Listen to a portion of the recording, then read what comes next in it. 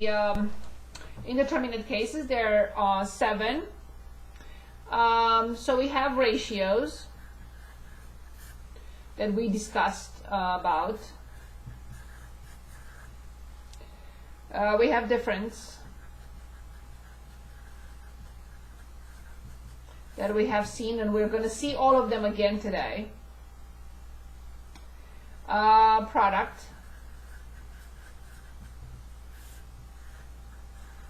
And no, this is not 0.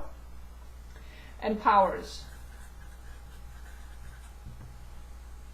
So the powers, there we have 3 powers, 0 raised to 0, infinity raised to 0, and 1 raised to infinity. No, we don't know any of this. Don't assume anything. So there are 3. So there are 3 powers, 1 to infinity, infinity to 0, 0 to 0. We cannot make any assumptions. We have 1 product, 0 times infinity, 1 difference, and 2 ratios. From all these are the ones we like. Why? Because L'Hopital's rule can be applied only in these 2 cases. What we are hoping, though, is that we can make all the other 5, turn them into those. That's our hope. Sometimes it's possible, sometimes it's not. But that's our hope. Our hope is that we can change all these into one or the other. Okay, so let's see how we address this. And let's start with page 308.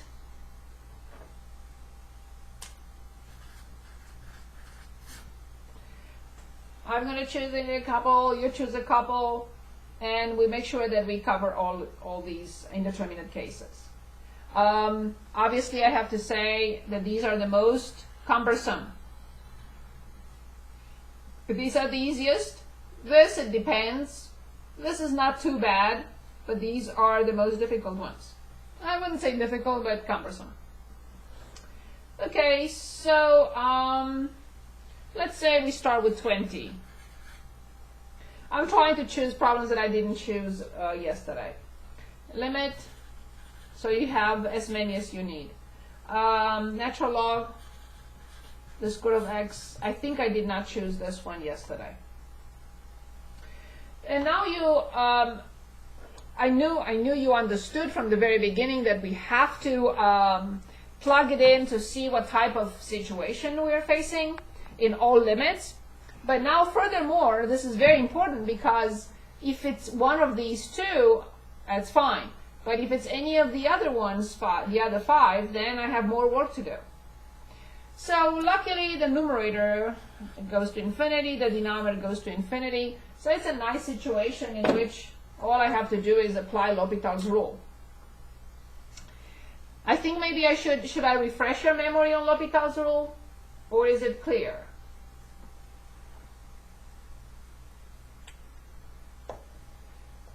Okay, you will stop me if you need a refresher on L'Hopital's rule, I guess.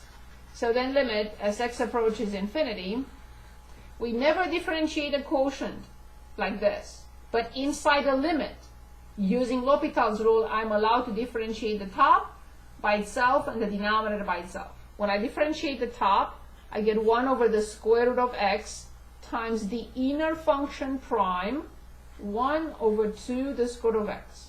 The denominator prime, 2x. Any questions so far? Okay, so when I multiply the 2 fractions in the numerator,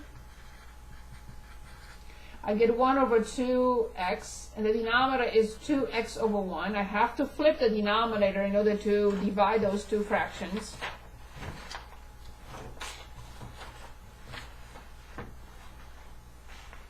The book is in the way, it occupies so much space on my desk. So then I have limit as x approaches infinity. 1 over 2x times 1 over 2x is 1 over 4x squared. This is very clear. The denominator that goes to infinity, 1 over infinity approaches 0. And I can write for this function that y equals 0 horizontal asymptote at infinity.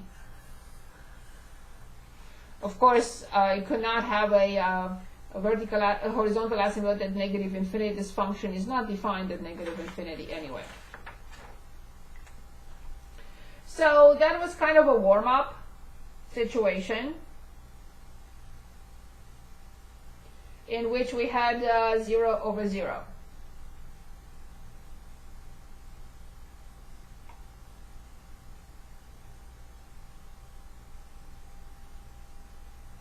Let's look at 41. Stop me if you have questions. Stop me if you want to choose. I'm looking at problems 15 through 66 on page 308. Feel free to choose anything you want. I would like to look at 41. And you choose, please.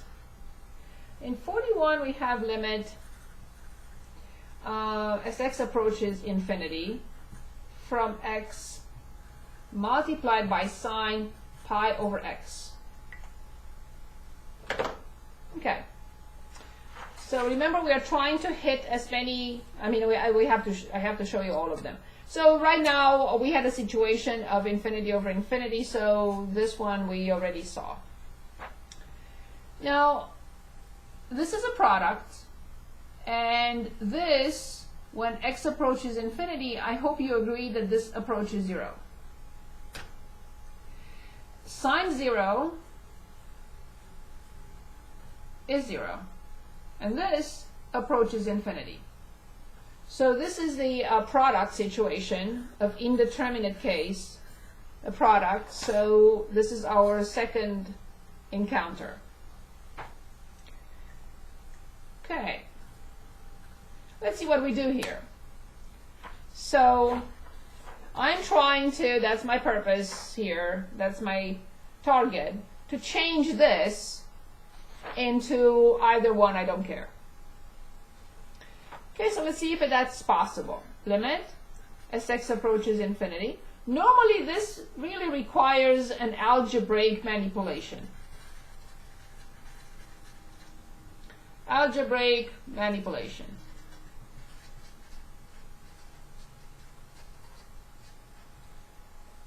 Let's see if that's possible. So I'm going to write a numerator as sine pi over x and flip x into 1 over x. Now, if you agree that these two functions are the same, I can proceed. If you don't agree, then I have to explain more, right? So when I divide this by a fraction, I have to flip the fraction and I get back that. Is that okay? Are you okay with that change? Now this is basically a major step, because now the numerator goes to 0, the denominator goes to 0, so we are basically encountering this situation.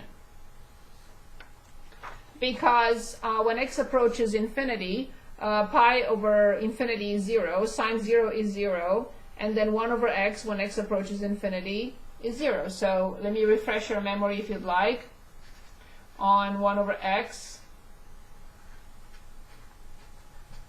So when x approaches infinity, the function approaches 0.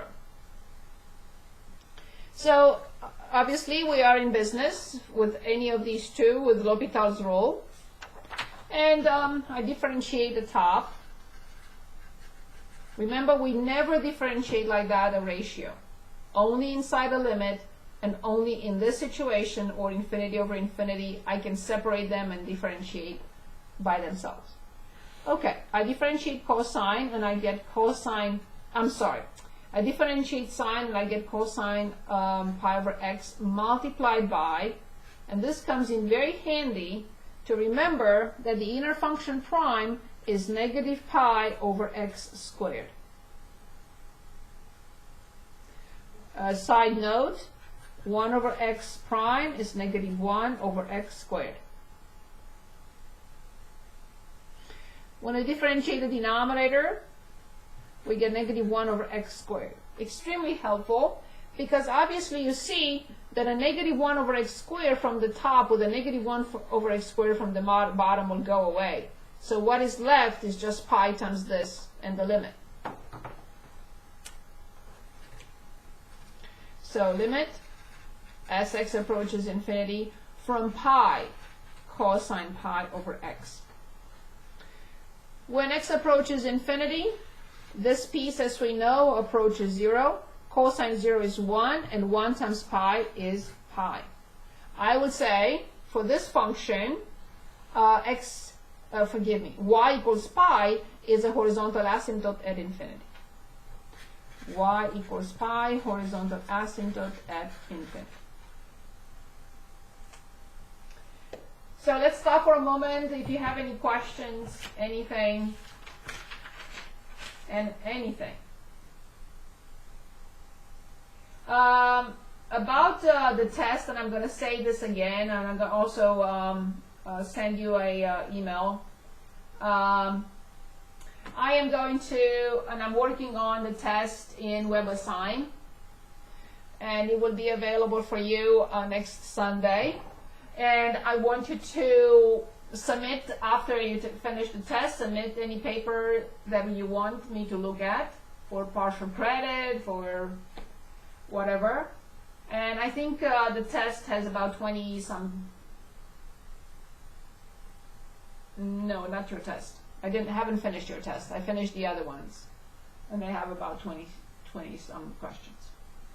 Okay, I haven't finished your test. By Thursday, I'll tell you how many questions there. I know you want to know. Okay, any questions for me? Anyone?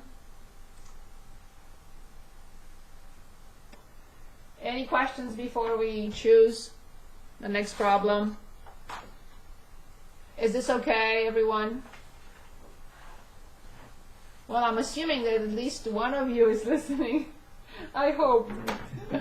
Okay, thank you. Okay, so this was a product situation. Let's take a look at, I can't find another example for the difference in the book right here. So let's take a look at 53. So the difference, I have yet to find an example that the difference will change into L'Hopital's rule other than the ones with rationalizing. So we can do an example like that. Okay, here's the situation. So limit as x approaches infinity from x minus natural log. So when x approaches infinity, this will approach infinity. Here's another side note for natural log again. Here's the graph of natural log. So when x approaches infinity, this approaches infinity. So I have this situation which I have no idea what it means. So this is this. A difference, infinity minus infinity. There is no way I can change this particular one into a ratio. That is absolutely not possible. So this one cannot be changed into either one, so I can use L'Hopital's rule. I cannot do that. So I have several options here. One option would be to simply graph the function. Go to y equals and graph the function. What I would like to do is basically, since I started here and I graph natural log, I want to graph y equals x. So basically the whole problem reduces to which of these two grows faster. And there is no discussion that this will overtake this. This is too small in comparison to that. So you could graph both functions and you see that first of all they don't intersect, but that doesn't matter even if they did. But at infinities this goes much faster than this. So this will overtake that and the answer has to be infinity. So again, if you want to convince yourselves, let's put the function in as x minus natural log x. And just punch in some numbers and you either graph it or just punch in numbers. So let's say I'm going to punch in 400. At 400, the result, the difference, is 394. If I plug in 100,000, the difference is 99,988. If I plug in, and I can go on forever, the answer will always be positive, which means this will grow much faster than this, and the answer is infinity. There is nothing else we can do. Okay, so we looked at all these, and now let me also do a rationalizing. So let's take a look at that.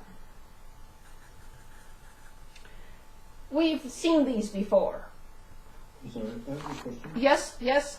In that last example where you did x minus the natural log of x, and it seems that you're able to rationalize the answer being infinity because x grows faster than... Yes. So this is much smaller.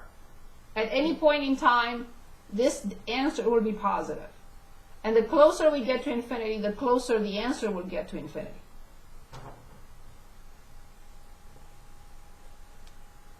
We started with 400, we went to 800, we went to 10,000, we went to 200,000, and it grew much faster. I mean, closer and closer to infinity. So what if instead, if it was x minus x, you know, that was just both x... Well, x minus x is 0, and there is nothing we can do there. But as x approaches... Oh, okay. All right. But hold on. You have something. So what about this? This goes to infinity, this goes to infinity, right? So it's infinity minus infinity? Not really.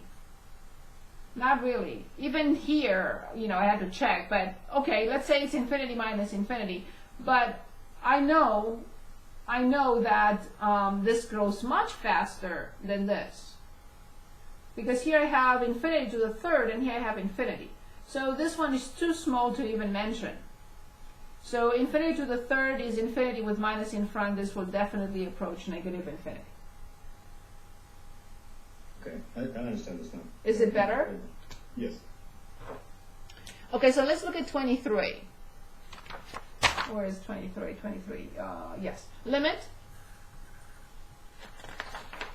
As x approaches 0, the square root of 1 plus 2x minus the square root of 1 minus 4x and everything over x. So now let's see what a situation we are looking at. 0, 0, so 1 minus 1 is 0 over 0. So this is one of the simple situation. Did I lose you? I just got some weird screen. Okay. So 0 over 0, we can use L'Hopital's rule, but do I really want to? It's possibly not too difficult yeah, let's go ahead and do that. I would have rationalized, but let's say we want to use L'Hopital's rule.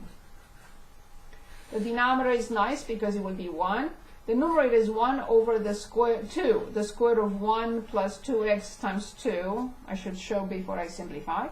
And minus 1 over 2 the square root of 1 minus 4x times negative 4. That's fine. So when x is 0, this is 1 minus. When x is 0, this is negative, so it's positive 4 over 2, which is 2, so the answer is negative 1. That's fine. In this case, it was good.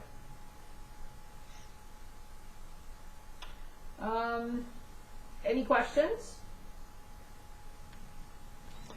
Okay, so now we can continue focusing on these, which, as I said, are the most cumbersome, and you will see why. Any questions? Do you have other problems in mind before we choose and look at powers? Anything? Anyone?